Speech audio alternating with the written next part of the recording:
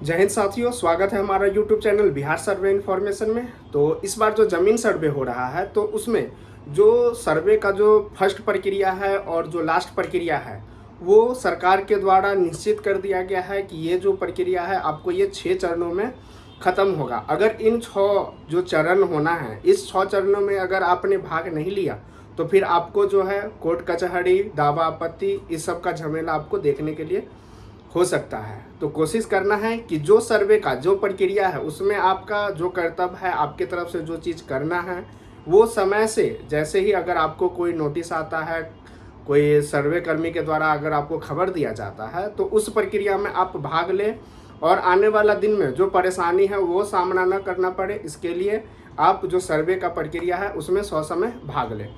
तो बात करते हैं कि इन 6 चरणों में सबसे पहला जो चरण है वो कौन सा चरण है, इसमें क्या क्या काम होगा और उसमें आपके तरफ से क्या काम किया जाएगा और जो सर्वे कर्मी हैं उनके तरफ से क्या काम किया जाएगा। तो आइए बात करते हैं। सबसे पहला है कि किस्तवाड़ पूर्व काम, मतलब जो किस्तवाड़ होता है तो किस्तवाड़ में जो अमीन है, जो सर्वे कर्मी हैं, तो उनके तरफ से जो प्लॉट है, जो आपका ज़मीन है, जो आपका प्लॉट है, जो खेसरा है, उस पर विजिट किया जाता है, उस पर जो है वो दखल देखने के लिए आपके प्लॉट पे जाते हैं। और ये होगा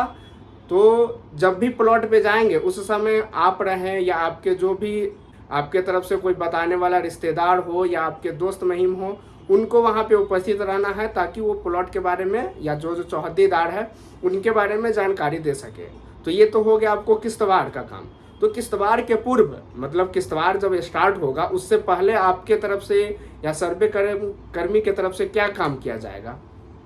तो सबसे पहला है कि भूमि सर्वेक्षण से संबंधित अधिसूचना एवं उद्घोषणा, मतलब किस्तवाड़ जब भी होता है उससे पहले जो है लेटर के माध्यम से उद्घोषणा किया जाता है कि आपके मौजा में, आपके ग्राम में, आपके जगह जो भी आपका ब्लॉक है वहाँ पे सर्वे का काम स्टार्ट हो गया है। तो वो प्रपत्र 1 के तरफ से उद्घोषणा कर दिया जाता है, जो कि इसके तहत में ये सूचना दी जाती है कि यहाँ पे सर्वे का काम स्टार्ट हो गया है। उसके बाद है कि रैयत द्वारा अपनी भूमि का ब्यौरा प्रपत्र 2 में सौंपना, मतलब आप अगर रैयत है, आप अगर भू जो संपत्ति है उसके मालिक है, तो आपको जो है प्रपत्र 2 में आपको अपना जो भी ब्यौरा है ज़मीन का और जो उसके साथ में जो सपोर्टिंग डॉक्यूमेंट्स है वो साथ में लगा के आपको प्रपत्र 2 ऑनलाइन माध्यम से भी आप जमा कर सकते हैं और ऑफलाइन के माध्यम से भी आप जमा कर सकते हैं।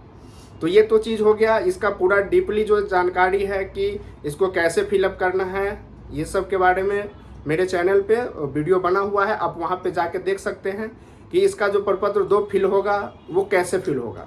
तो प्रपत्र 2 में जो बात करते हैं कि उसमें 2 चीज़ें हैं। अगर आपके नाम से ज़मीन है, आपके नाम से केवाला, खतियान या कुछ भी है और आप अगर जीवित है, चाहे वो जमाबंदी रैयत है, तो उसमें सिर्फ आपको प्रपत्र 2 फिल करना है। और उसी प्रकार से जिनके नाम से ज़मीन है, जिनके नाम से जमाबंदी कायम है, खतियान है, केवाला, दान पत्र या किसी भी प्रकार का भूमि है, उनका अगर मृत्यु हो जाता है तो उस केस में आपको जो है स्व अभिप्रमाणित जो खुद का जो वंशावली बनाते हैं, इसमें आपको किसी भी सरपंच, किसी भी मुखिया या कोई भी नोटरी, इस सब से आपको सत्यापित कराने की आवश्यकता नहीं है। इसमें सिर्फ आपको खुद से जो A4 साइज का पेपर आता है उसमें वंशावली बनाएंगे, उसके बाद जो सर्वे का फॉर्म आता है प्रपत्र 2 वो फिल करेंगे और उसके साथ में आपका वंशावली प्रपत्र 3 जो कि राजस्व भूमि सुधार विभाग की तरफ से ये दिया गया है कि आप प्रपत्र 3 वंशावली के रूप में जो फॉर्म आता है वो आप साथ में भर के, और उसी का एक सेकेंड पार्ट होता है दखल का फॉर्म, वो आपको दखल का फॉर्म भर के सबमिट करना है। तो इसको भी है कि आप 2 माध्यम से ही कर सकते हैं, ऑनलाइन कीजिए या ऑफलाइन कीजिएगा। तो ये तो हो गया कि रैयत के तरफ से जो स्वघोषणा जमा होता है इसके बारे में। उसके बाद है कि अमीन द्वारा पूर्व के खतियान का सार तैयार करना, मतलब किस्तवाड़ के पूर्व जो अगर आपके राजस्व ग्राम में काम होता है, जब भी सर्वे स्टार्ट होता है, तो जो भी पूर्व में खतियान लागू है,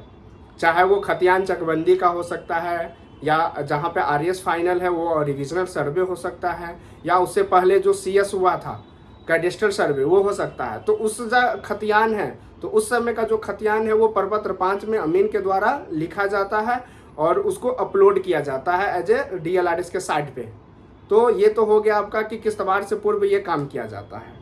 उसके बाद होता है कि किस्तवाड़ का जो प्रक्रिया होगा वो आपका काम स्टार्ट होगा। फर्स्ट चरण में आपका क्या हो गया, किस्तवाड़ के पूर्व का जो काम होता है जो कि हम आपको बता दिए हैं। उसी के बाद होता है किस्तवाड़ का काम। तो किस्तवाड़ का काम से होता है कि जैसे ही एजेंसी के द्वारा जो सर्वे में एजेंसी लगा हुआ है उनके तरफ से मैप दिया जाता है, जो कि अभी जो सर्वे हो रहा है स्पेशल सर्वे हो रहा है। तो उसमें जो मैप दिया जाता है तो वो मैप सर्वे अमीन के पास जमा होता है, और उस अमीन से जो अमीन है वो अपने राजस्व ग्राम में जाते हैं और पहले सीमा सत्यापन करते हैं।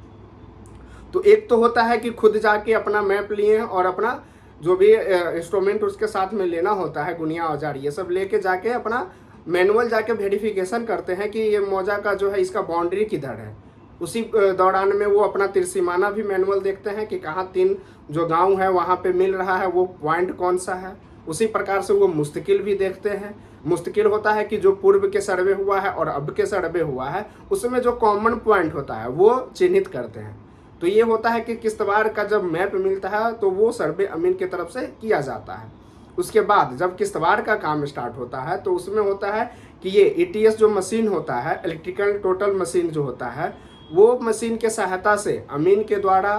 जो तिरसीमाना होता है उसका वेरिफिकेशन किया जाता है एज ए मैप पे और ग्राउंड पे, और उसी दौरान में सीमा सत्यापन जो काम होता है वो किया जाता है। तो सीमा सत्यापन का काम और जो तिरसीमाना का काम होता है ये किश्तवाड़ प्रक्रम में जब स्टार्ट होता है किश्तवाड़ का काम उससे पूर्व ये किया जाता है। उसके बाद होता है कि किश्तवाड़ का काम में जब स्टार्ट होता है तो जो पार्सल बन के आता है, जो SS जो अभी का प्लॉट है वही प्लॉट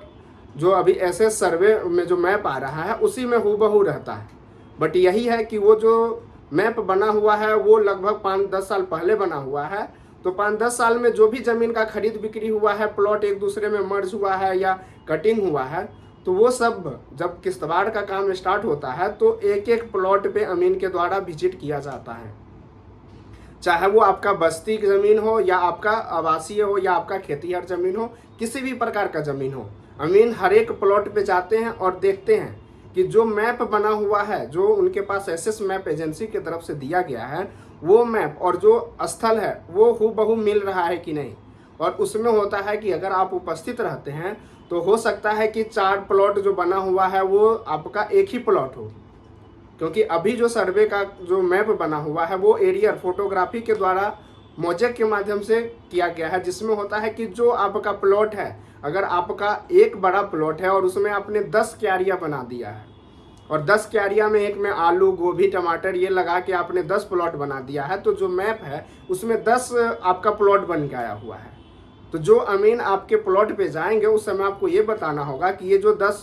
जो प्लॉट दिख रहा है सर वो मेरा एक ही प्लॉट है। तो उस समय जो अमीन है सर्वे अमीन वो क्या करेंगे, उस 10 प्लॉट को एक दूसरे को फॉल्स करके एक में मर्ज करके वो एक खेसरा का निर्माण कर देंगे। और उसी प्रकार से दूसरा होता है कि अगर मान के चलिए कोई आपका एक प्लॉट बड़ा प्लॉट है, उसमें से आपने 2 डिसमिल 5 डिसमिल आपने बिक्री कर दिया हुआ है, और वो प्लॉट जो बन के आया हुआ है वो आपका एक ही बड़ा प्लॉट बन के आया हुआ है, और जो जिनको आपने बिक्री किया है उनका उसमें नक्शा नहीं कटा हुआ है, तो वो भी सर्वे अमीन के तरफ से किया जाएगा कि आपके माध्यम से जो भी आपका नापी होता है, जो आपने लोकल अमीन से या अपने माध्यम से जो कर रखा है उसके अनुसार से वो आपका नक्शा जो है वहाँ पे कटिंग कर देंगे। तो किश्तवाड़ में मूल जो रूप हो गया, ये आपका 2 ही काम होना है। एक तो आपका फॉल्स जो होता है मर्ज करने का, अगर 10 प्लॉट है उसको एक किया जाएगा, अगर एक प्लॉट में खरीद बिक्री हुआ होगा तो उस प्लॉट को बना दिया जाएगा। तो ये किश्तवाड़ में होगा। और उसके साथ साथ में आपका दखल भी देखते जाना है कि इस ज़मीन पे किसका दखल है, शांतिपूर्ण दखल है या कोई वाद विवाद चल रहा है। तो ये तमाम सारी जो जानकारी है वो अपना किश्तवाड़ पंजी में वो लिखते हुए, आपका जो भी डिटेल है वो लिखते हुए आगे आगे प्लॉट पे चले जाएंगे। तो ये मेन होता है आपका किश्तवाड़ का काम। उसके बाद है कि खाना पूरी। जब आप सेकेंड जो प्रक्रिया है किश्तवाड़ खत्म हो जाता है, उसके बाद मैप जो है वो एजेंसी के माध्यम से जमा हो जाता है, तो आता है खाना पूरी जो मैप होता है वो आता है। तो उस खाना पूरी में क्या होगा, खाना पूरी में होगा कि जो आपने स्वघोषणा के माध्यम से, जो आपने ऑफलाइन के माध्यम से डॉक्यूमेंट जमा किया है, ऑनलाइन के माध्यम से डॉक्यूमेंट जमा किया है, तो वो डॉक्यूमेंट्स और जो किश्तवाड़ के दौरान अमीन जब प्लॉट पे गए थे उस खाना का, जैसे मान के चलिए किसी एक मौजा में 10 पार्सल बना हुआ है तो उसमें 10 खाना बना हुआ है, तो वो 10 खाना का वो डॉक्यूमेंट्स से पूर्ति करेंगे कि ये 1 नंबर खाना है, इसके एवज में आपके पास क्या डॉक्यूमेंट्स है। तो जाके वो अगर एक जो पार्सल है उसमें आपने डॉक्यूमेंट्स सब चीज़ दे दिया, मतलब उसका काम पूर्ण हो गया, तो उसे कोई हम खाना पूरी बोलते हैं।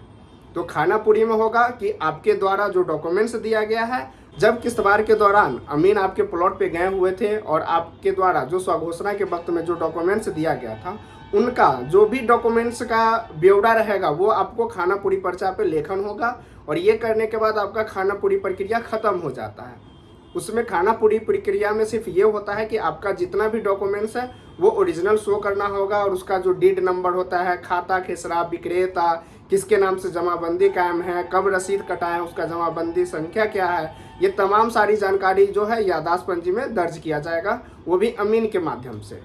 और वो याददाश्त पारित करने के लिए जो उनके सीनियर होते हैं विशेष सर्वेक्षण कानून को, उनके पास आदेश के लिए पारित किया जाएगा और उनको समक्ष प्रस्तुत किया जाएगा। तो ये होता है आपका खानापुरी। जैसे ही खानापुरी प्रक्रिया खत्म हो जाता है तो एजेंसी के माध्यम से खानापुरी जो होता है वो पर्चा मिलता है, और एलपीएम जिसको हम लैंड पार्सल मैप बोलते हैं वो दिया जाता है। तो इसमें जैसे ही आपको एलपीएम मिलता है तो एलपीएम के बाद आपको आपके द्वारा जो डॉक्यूमेंट्स दिया गया था, अमीन के द्वारा जो डॉक्यूमेंट्स लिखा गया था, उसके अनुरूप आपका अगर डॉक्यूमेंट्स बन के आया हुआ है तो अगर आपने चेक कर लिया कि मेरा ये सब चीज़ ठीक है तो आप अपने पास रख लेंगे। अगर आपको लगेगा कि इसमें हमें गलती है, इसमें ये त्रुटि हो गया है, नाम गलत हो गया है, तो ये जो है आपका सुनवाई। तो ये जो आपका प्रक्रिया है, जैसे फर्स्ट प्रक्रिया में था किस्तवार के पूर्व काम, सेकंड में था किस्तवार का काम, थर्ड में था खानापुरी का काम, और जो चौथा में है वो चौथा में है आपका सुनवाई का काम। तो ये चौथा में जो सुनवाई का काम होना है ये आपको 3 प्रक्रिया में मतलब होना है, 3 स्टेज में। एक फर्स्ट स्टेज जो होगा आपको जब एलपीएम मिलेगा और खानापुरी पर्चा मिलेगा तो उसमें जो आप दावा आपत्ति करेंगे उसका सुनवाई होगा। तो ये आपका प्रपत्र 8 में हो जाएगा। फिर उसी दौरान अगर 8 में नहीं सुधार हो पाता है या 8 में कुछ गलती रह जाता है जो कि प्रारूप प्रकाशन होता है तो उसमें आप प्रपत्र 14 में फिर दावा आपत्ति कर सकते हैं। उसी प्रकार से आप प्रपत्र 21 में दावा आपत्ति कर सकते हैं। तो ये 3 स्टेज है जो कि आप 3 बार इसमें दावा आपत्ति कर सकते हैं। बट यही है कि प्रपत्र 8 जो होगा वो आपको शिविर कार्यालय जो कि आपका अंचल में होगा, प्रपत्र 14 जो होगा वो आपका शिविर कार्यालय जो कि आपके अंचल में होगा। बट प्रपत्र 21 जो होगा वो आपको जिला मुख्यालय जो कि बंदोबस्त कार्यालय है वहाँ पे आके आपको दावा आपत्ति करना होगा। उसी प्रक्रम में आपको सुनवाई के लिए डेट दिया जाएगा, उस तिथि को आपको ससमय उपस्थित रहना है एज ए डॉक्यूमेंट्स लेके। तो ये तो आपका सुनवाई का स्टेज हो गया। और उसके बाद जो होता है अंतिम अधिकार अभिलेख का प्रकाशन एवं लगान निर्धारण। तो जो ये 5वां प्रक्रिया है उसमें होता है आपको कि किस्तवार, खानापुरी एवं सुनवाई की प्रक्रिया पूरी होने के बाद ये जो 3 स्टेज बताए हैं कि किस्तवार खत्म हो जाएगा, खानापुरी हो जाएगा, आपका सुनवाई हो जाएगा, तो ये सब जब हो जाएगा तो अंतिम अधिकार अभिलेख का जो है वो प्रकाशन किया जाता है। जब ये अंतिम अधिकार अभिलेख प्रकाशन हो जाएगा उसी के दौरान क्या है कि लगान दर जो है वो निर्धारित किया जाएगा। तो इसमें है कि एवं रैयतों के साथ लगान की बंदोबस्ती, मतलब आपका जो जमीन है वो किस प्रकृति का है, उसमें कितना लगान है, वो प्रपत्र 18 के कॉम में जो है वो लगान निर्धारण कर दिया जाएगा। इससे है कि जब भी आपका रसीद कटेगा तो जो आपका रेट रहेगा उसके माध्यम से आपका वो रसीद कटने लगेगा। तो ये है अंतिम अधिकार। जब सबसे जो लास्ट स्टेज है वो होता है आपका अंतिम अधिकार अभिलेख के बाद की सुनवाई। जब आपका अंतिम अधिकार अभिलेख जो है प्रकाशन हो जाएगा तो उसमें जो सुनवाई होगी, अंतिम अधिकार अभिलेख प्रकाशित होने के बाद मिली आपत्तियों के सक्षम अधिकारी द्वारा सुनवाई और निपटान। मतलब इसमें जो लास्ट में जो आपको एक बार दावा आपत्ति का मौका मिलेगा उसमें जो आपत्ति आएगी उसका जो सक्षम पदाधिकारी है, बंदोबस्त पदाधिकारी, उनके माध्यम से सुनवाई होगा। और उसमें जो भी डिसीजन आएगा वो जो होने के बाद जब फाइनल प्रकाशन जब हो जाएगा, R2R बन जाएगा, तो वो 4 प्रति में बन जाएगा। 1 प्रति आपको अपने पास रख लेना है, 1 प्रति जो है शिविर कार्यालय में हो जाएगा, 1 प्रति बंदोबस्त कार्यालय में रह जाएगा और 1 प्रति जो है आपको अंचल कार्यालय में चला जाएगा। तो ये चीज़ें आपका जब खतियान बन जाएगा, उसमें अगर आपको कोई दिक्कत रह जाती है, उसमें अगर आप सुधार नहीं करा पाते हैं तो फिर आपको कहीं से नहीं, आपको डायरेक्ट सिविल न्यायालय जो कोर्ट होता है वहाँ पे जाके आपको आपत्ति करना होगा, उसमें जाके आपको क्लेम करना, कंप्लेन करना होगा, तभी उसमें फिर आपको कुछ सुधार हो पाएगा। तो आशा करते हैं कि इस जो अभी सर्वे हो रहा है वो बहुत ही महत्वपूर्ण है और इसमें आपको जागरूक होकर ससमय आपको भाग लेना चाहिए ताकि आने वाला दिन में आपको परेशानी का सामना ना करना पड़े। इस बार जो सर्वे हो रहा है ये किन किन स्टेजों में जाके कौन कौन सा स्टेज में कौन सा काम होगा, इसके बारे में आपको जानकारी मिल गई होगी। आपको आज का वीडियो अच्छा लगा हो, ऐसे ही और भी बिहार ज़मीन सर्वे से रिलेटेड वीडियो देखने के लिए हमारे चैनल को लाइक करें, सब्सक्राइब करें। अगर आपके मन में सर्वे से रिलेटेड या बिहार के कुछ जानकारी के रिलेटेड आपको कोई इन्फॉर्मेशन चाहिए तो हमारे चैनल के किसी भी वीडियो के कमेंट बॉक्स में कमेंट कीजिए, हम आपका रिप्लाई ज़रूर देंगे। वीडियो देखने के लिए धन्यवाद।